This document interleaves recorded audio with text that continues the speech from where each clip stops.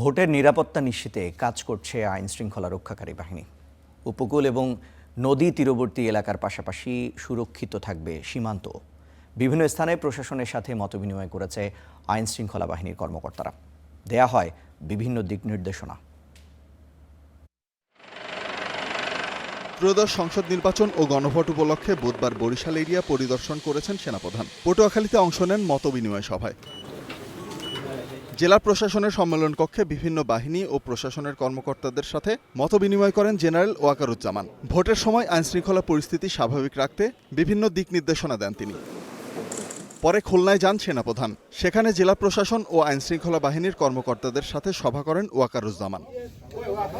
নির্বাচন উপলক্ষে উপকূল ও নদী তীরবর্তী এলাকায় নিরাপত্তা জোরদার করেছে কোস্টগার্ড। এরই অংশ হিসেবে চাঁদপুর সদরের ইব্রাহিমপুর চরাঞ্চলে কার্যক্রম চালানো হয়। অন্যান্য আইনশৃঙ্খলা রক্ষাকারী বাহিনী ও স্থানীয় প্রশাসনকে সহায়তা দানের মাধ্যমে বাংলাদেশ কোস্টগার্ড ঢাকা জোনের দায়িত্বপূর্ণ এলাকায় ধর্ম বর্ণ নির্বিশেষে জনগণের জালমাল সহ সার্বিক নিরাপত্তা নিশ্চিতকল্পে সর্বাত্মক প্রচেষ্টা